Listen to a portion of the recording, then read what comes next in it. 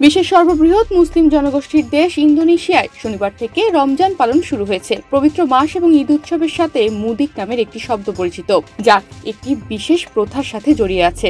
এর অর্থ, যখন লাখ লাখ মানুষ নিজের গ্রামে পরিবারের সঙ্গে উদযাপন করতে যান, সেটাকেই মুদিক বলা হয়।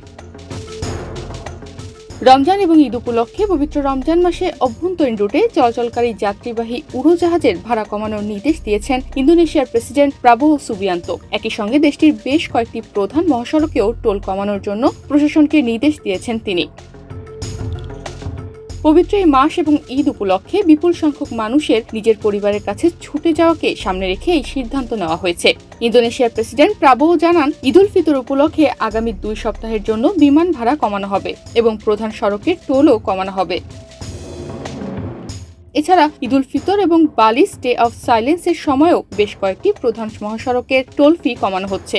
মূলত এবার ঈদ ও এই দিবসটি 1 বছর একই সাথেই পড়েছে। বিষয়টি মাথায় নিয়ে অভ্যন্তরীণ রুটে বিমান ও মহাসড়কের টোল আদায় কমানো হচ্ছে বলে জানান তিনি। প্রেসিডেন্ট সুবিয়ান্তো জানান, ঈদ উপলক্ষে আগামী 2 সপ্তাহের জন্য বিমান ভাড়া কমানো হবে এবং প্রধান মহাসড়কের টোলও কমানো হবে।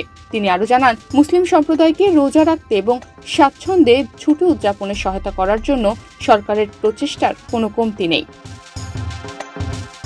বিশ্বের বৃহত্তম মুসলিম অধ্যুষিত দেশ ইন্দোনেশিয়ায় স্থানীয় সময় শনিবার থেকে পবিত্র রমজান মাস শুরু হয়েছে। মূলত রমজান ও ঈদ উল ফিতর উপলক্ষে ইন্দোনেশীয়রা তাদের পরিবারের কাছে ফিরে যান। দেশের জনগণ যাতে স্বাচ্ছন্দ্যে ঈদের আনন্দ ভাগাভাগি করতে, নিরাপদে এবং সাশ্রয়ী মূল্যে যাতায়াত করতে পারে, সেজন্যই এমন উদ্যোগ নিয়েছে ইন্দোনেশিয়া।